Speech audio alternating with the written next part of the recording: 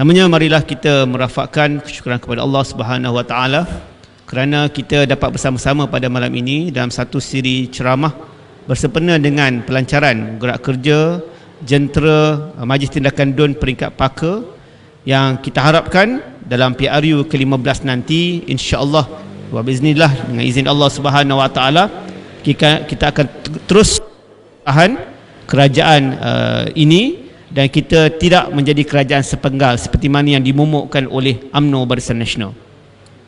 Tuan-tuan dan puan Allah sekalian, semalam saya dengan Yang Berhormat Datuk Seri Timbalan Presiden, kita ada pertemuan dengan menteri daripada negara Singapura, ya, yang bernama Mr. Masagos Zulkifli, menteri yang menjaga hak ehwal masyarakat Islam di Singapura. Kita jumpa di semalam, dan dalam perkara yang kita bincangkan adalah perkembangan Islam, dinamika Islam di bumi Singapura berbanding dengan Malaysia. Banyak perkara yang kita trash out, kita bincangkan. Apa perkara yang boleh kita selarikan, apa perkara yang boleh bersetuju secara bersama dan sebagainya. Tetapi tuan-puan sekalian, apa sebab saya bercerita tentang perkara itu? Kalau tidak, tuan-puan sekalian, keyakinan negara-negara jiran kepada kita, negara-negara yang mempunyai pelaburan strategik dalam negara kita kepada Kerajaan Perikatan Nasional sebelum ini. Sedang di sana, Datuk Seri Tuan Ibrahim Tuan Man bukan lagi seorang menteri, PAS bukan lagi komponen kerajaan pusat, tetapi melihat kepada gelombang penolakan kepada korupsi dan juga rasisme yang dibuat oleh UMNO dan juga rakan sekutunya DAP, menunjukkan bahawasanya gelombang ini tidak akan terhenti, seperti mana yang cuba dinafikan oleh saudara Rafizi Ramli. Yang Berhormat Rafizi Ramli yang mengatakan bahawasanya gelombang ini telah terhenti. Gelombang penolakan kepada korupsi, kepada rasisme adalah gelombang yang bersifat organik, tuan-puan sekalian. Dia bukan gelombang yang dibuat-buat. Kerana fitrah manusia mahukan kepada kebaikan, mahukan kepada kesejahteraan. Islam sebagai sebuah agama yang bersifat sejahtera. Sebab itu pendekatan kita, kalau kita ambil contoh slogan ataupun moto untuk negeri Terengganu di bawah kerajaan PAS, iaitu maju berkat sejahtera. Begitu juga dengan kerajaan negeri Kedah, Kedah sejahtera, nikmat untuk semua. Dan kerajaan Kelantan yang kita telah pimpin lebih daripada 33 tahun membangun bersama Islam. Ini semua adalah tata kelola yang berteraskan kepada prinsip Umi Ubudiyah, yang bercerita tentang kita ini hamba Allah. Ada undang-undang yang Allah tetapkan kepada manusia, menjadikan kita tidak boleh mengikut hawa nafsu di dalam mengurus sesebuah kerajaan ataupun kita mengurus kuasa yang ada pada kita. Mas'uliyah, kita bertindak dengan di mana adanya integriti, adanya tanggungjawab dalam kita mengurus kepercayaan rakyat. Adanya itqan, iaitu kecemerlangan dalam mengurus, seperti mana yang diucapkan oleh penceramah-penceramah sebelum ini, bagaimana pengurusan negeri Terengganu yang kita berjaya menguruskan 20 manifesto kita sebelum ini yang kita janjikan pada PRU ke-14. Negeri Terengganu diberikan duit royalti, dan pengurusan duit royalti ini adalah untuk mengurus negeri untuk mencapai ke arah yang lebih baik. Inilah nilai itqan. Tuan-tuan sekalian, inilah maksud tata kelola yang baik. Tata kelola yang baik bukan sekadar diucapkan dengan kata-kata, tetapi dilaksanakan dengan tuntas. Apa yang berlaku di dalam negara kita? Negara kita, apabila PMX berkempen, Datuk Seri Anwar berkempen sebelum pilihan raya, mengatakan bahawasanya mereka akan membenteras rasuah sehingga ke akar umbi. Ini yang diperjuangkan daripada dahulu, daripada beliau dipecat pada tahun 1998. Akhirnya mengarahkan supaya menteri yang terbabit, dikatakan terbabit, ada siasatan rasuah kepada menteri terbabit untuk mengambil cuti. Dia panggil gardening leave. Tetapi tidak berlaku kepada kerajaan PMX. kerajaan campuran luar ini. Apabila Menteri Sumber Manusia yang kementeriannya terbabit dengan rasuah bernilai lebih daripada 100 juta tidak diminta untuk mengambil cuti. Sedangkan kalau tata kelola yang baik adalah minta ambil cuti supaya siasatan dapat dijalankan dengan telus. Ini maksud saya, apabila kita memimpin, kita mesti mempraktikkan segala prinsip yang telah kita janjikan kepada rakyat. Alhamdulillah, kerajaan-kerajaan yang dipimpin oleh PAS, khususnya Kerajaan Kelantan yang lebih daripada 33 tahun, tidak ada sebarang kes rasuah dan salah guna kuasa. Begitu juga dengan Kerajaan Negeri Terengganu yang kita pimpin satu penggal ini, dan insya-Allah akan berterusan selepas PRU ke-15 peringkat dunia ini, insya-Allah. Selagi mana kita berteraskan kepada radar ini, berteraskan kepada Islam, maka kita akan melahirkan pemimpin-pemimpin yang sifatnya qawiyun amin. Pemimpin yang qawi, yang kuat, yang ada pengalaman, yang kompetitif, yang ada kebolehan untuk memimpin, dan al-amin, mereka yang ada integriti. Ini pemimpin-pemimpin yang akan mengurus negeri dengan baik. Ini asas kepada sebuah kepimpinan negara. Sebab itu tuan-tuan sekalian, di dalam pengurusan sebuah negara ini, kita kena faham, politik ini bukan sekadar berteraskan kepada kuasa.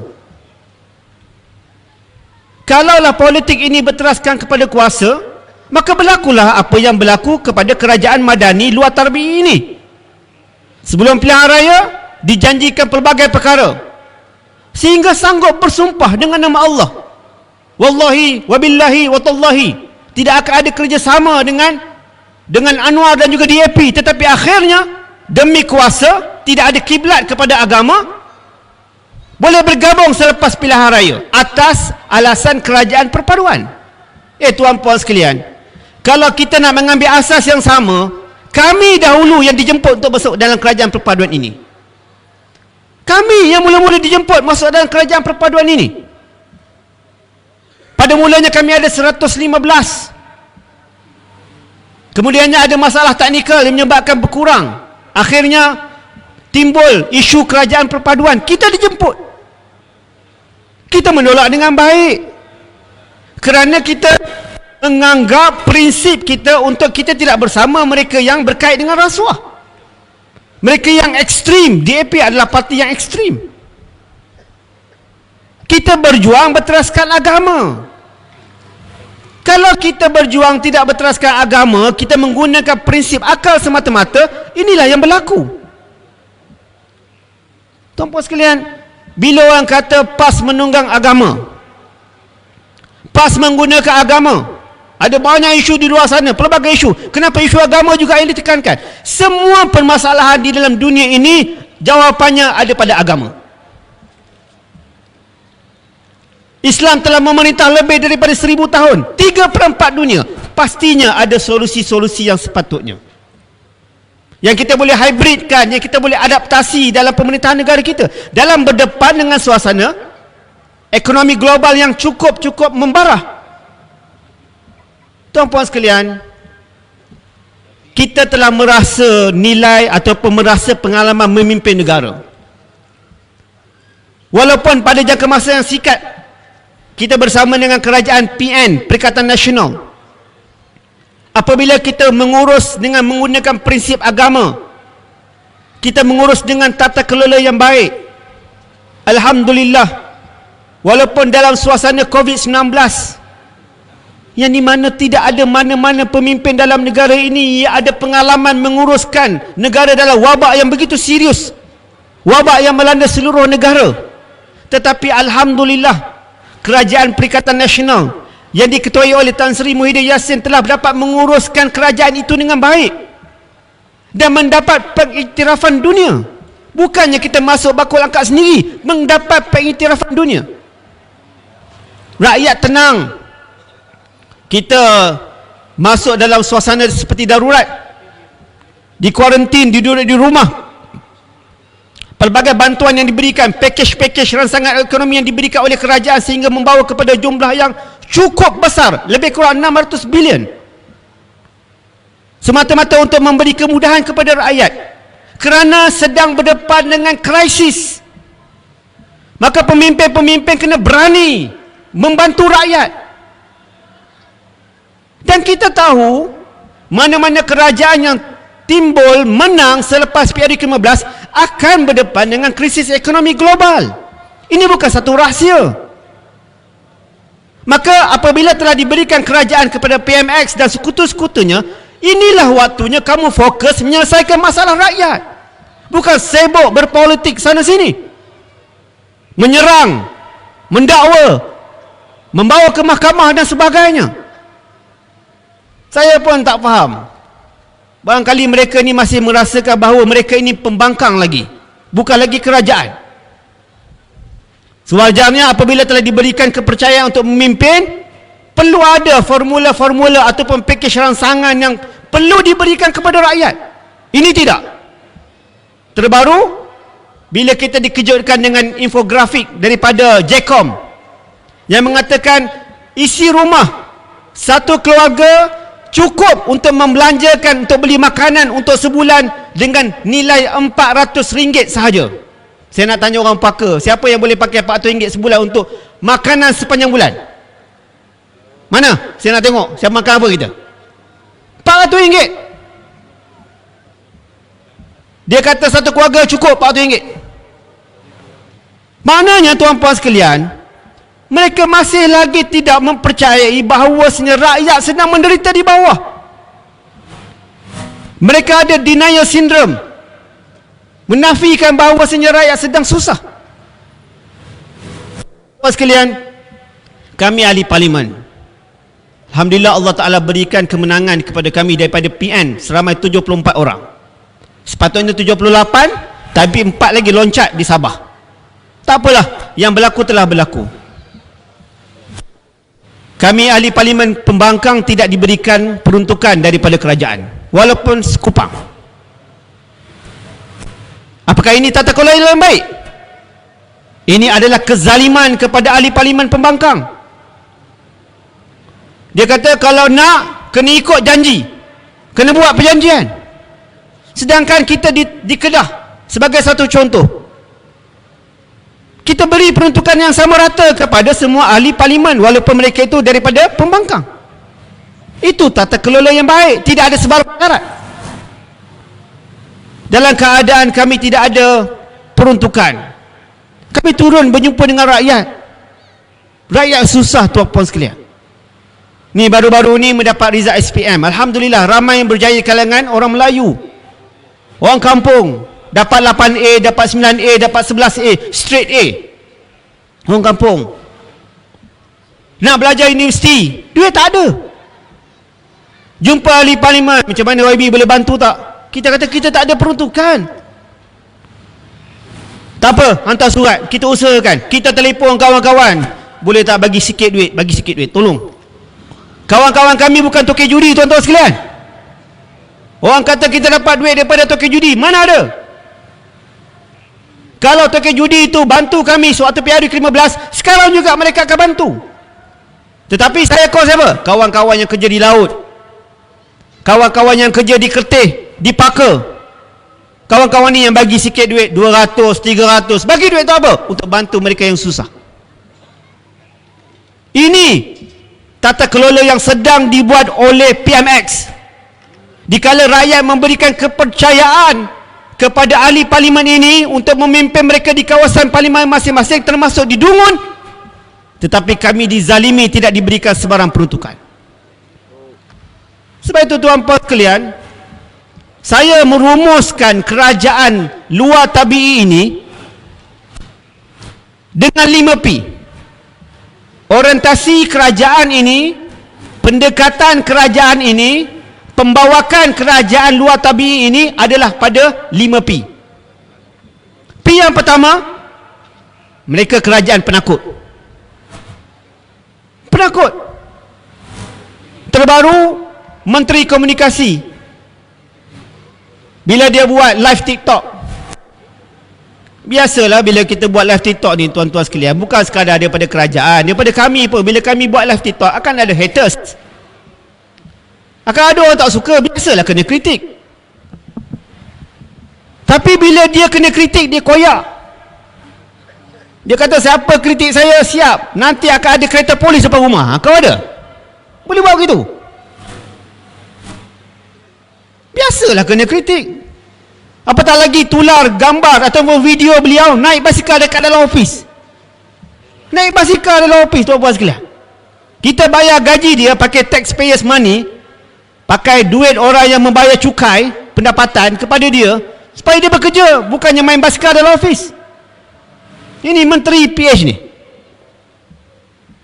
Menteri Komunikasi. Begitu juga dengan PMX. Bila kita angkat dekat dalam parlimen, kita kata menteri besar adalah menteri di bawah kerajaan pusat. Perdana Menteri adalah ketua kepada menteri-menteri besar ini.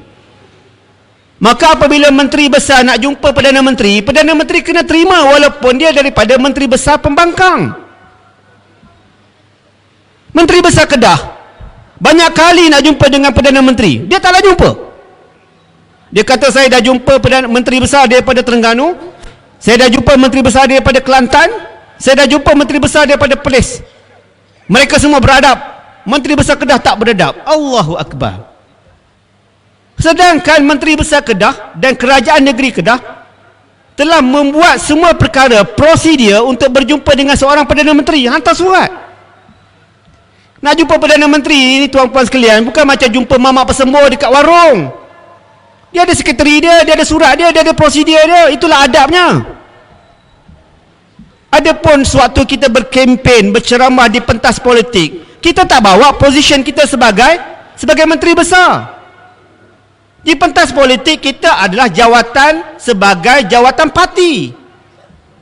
Kita membuka segala pekung kesalahan kerajaan, sebab itulah kerja pembangkang. Perkara yang sama juga dibuat oleh PH. Sampai luar negara cerita tentang 1MDB. Jatuh kerajaan BN, Barisan Nasional, pada PRU ke-13 dan juga 14. Mereka very efektif. Sampai keluar negara cerita keburukan negara. Kita tak. Kita hanya menceritakan salah tata kelola menteri-menteri sekarang ini pada pentas-pentas yang sepatutnya.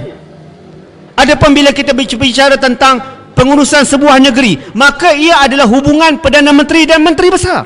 Itulah profesionalism, itulah tata kelola yang baik. Tetapi oleh kerana penakut, tak nak berdepan dengan Menteri Besar Kedah, tak nak jumpa, atas alasan tak ada adab. Macam dia beradab sangat. Ini dia tuan-puan sekalian. Saya tak tahulah kalau tuan-puan masih lagi nak mengundi PH, nak mengundi UMNO, ya Allah, susah. Sebab semua sekarang ini berada di depan tuan-puan sekalian.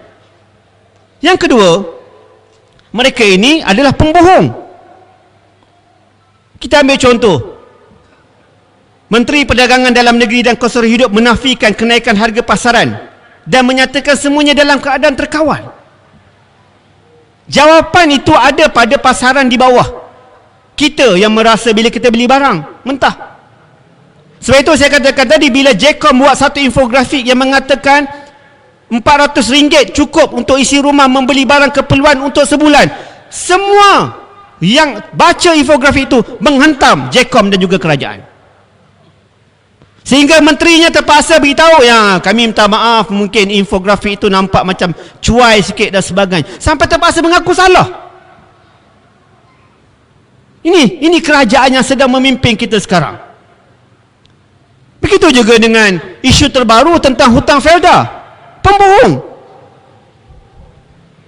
Hutang Felda 8.2 bilion, hutang lapuk, telah pun dilunaskan di bawah kepimpinan Tan Sri Muhyiddin Yassin. Tiba-tiba bila dia naik, dia klaim yang dia yang uruskan, dia yang selesaikan. Ini pembohong. Pembohong atas darat. Dalam keadaan rakyat semua dah tahu, dan tuan-tuan boleh tanya orang Felda kita, mereka yang sign dan buat perjanjian, terbatal hutang mereka.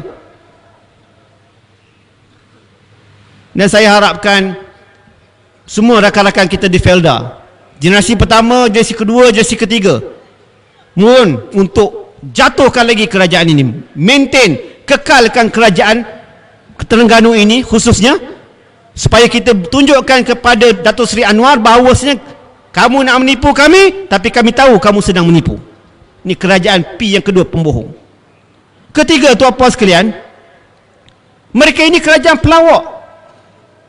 Tular gambar menteri naik lembu. Saya tak tahulah, baru-baru ni kita menyambut Idul Adha, kod Ustaz Saipul naik lembu. Ada gambar tak Ustaz Saipul naik lembu? Ke ahli parlimen ada naik lembu tak Ustaz Hasan? Tak ada. Yang ada gambar dia sembelih lembu ada. Kok ia pun kalau tuan lembu kata tolonglah menteri naik lembu saya, janganlah naik, sebab ia sensitif. Menteri ni menteri, tapi pelawak naik. Orang suruh selesaikan hal telur, dia cerita tentang naik lembu. Telur ada dekat dalam Malaysia, lari pergi ke India, macam-macam cerita. Ini pelawak tuan-puan sekalian. Begitu juga dengan PMX. PMX sekarang ni dia kata anak muda bersama dengan dia. Kita pun pelik, anak muda bersama dengan dia. Tak apalah, dia claim anak muda bersama dengan dia. Tapi sekarang ni dia pergi masuk semua universiti. Terbaru dia masuk di Universiti Kelantan, Universiti Malaysia Kelantan. Ada budak-budak tengah berjoget-joget, dia ikut sama berjoget-joget, tunjuk langit. Tunjuk langit. Tuan-puan sekalian, apakah ini contoh Perdana Menteri yang nak diberikan contoh kepada mahasiswa, mahasiswi yang akan menjadi pemimpin negara pada masa akan datang? Ini Perdana Menteri. Dia perlu tunjukkan contoh yang terbaik. Begitu juga di USEM. Apabila ada mahasiswi yang bertanya soalan kepada dia tentang isu ekonomi, boleh dia berlawak. Dia kata, kalau saya muda-muda ni, saya dah minta dan nombor telefon awak. Boleh begitu. Apa perasaan ibu dan ayah mahasiswi terbabit? Apa perasaan mahasiswi terbabit? Harassment yang berlaku secara terbuka oleh seorang Perdana Menteri. Nampak macam bergurau, tapi dia Perdana Menteri. Orang yang sepatutnya memberikan contoh kepada rakyat, sepatutnya dipuji. Ini dia mahasiswa yang kita mahukan, bercerita tentang global dan juga lokal. Global dan juga perkara lokal. Bukannya minta nombor telefon walaupun dalam bersenda gurau. Itu saya kata, ini kerajaan pelawak. Tak sedar diri, dah tua, tak sedar diri Perdana Menteri. Saya rasa tuan-puan sekalian, kita kena letak mereka ke kerusi pembangkang balik. Kita mesti bawa mereka kepada pembangkang. Caranya kita akan usahakan, insya-Allah. Tapi pastikan kita mesti menang dulu di Terengganu. Boleh atau tidak? Keempat, Propa. Propa ni cakap lain, buat lain. Kita ambil contoh DAP.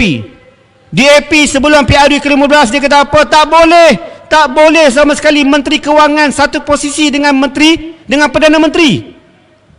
Jawatan itu mesti dipisahkan. Bila dia naik kerajaan, Anwar jadi Menteri Kewangan, Anwar juga menjadi Perdana Menteri. Senyap terus DAP. Ini Propa tuan-puan sekalian. Begitu juga dengan isu LCS. Yang isu ini sebenarnya diluluskan semasa pentadbiran Datuk Seri Najib Tun Razak pada tahun 2014 di bawah Kerajaan Barisan Nasional, dan sewaktu itu Datuk Seri Zahid adalah Menteri Pertahanan. Rafizi dalam ceramah dia kata dah lengkap dah semua siasatan. PSC daripada Parlimen dah buat dah, mesti angkat mereka ini ke muka pengadilan.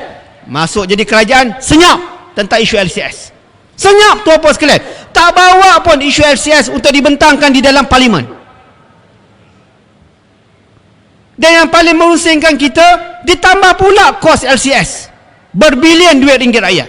Ini bukan duit mereka, ini duit kita. Ini kita katakan kerajaan Propa. Begitu juga dengan pelantikan Tengku Zafrul sebagai menteri.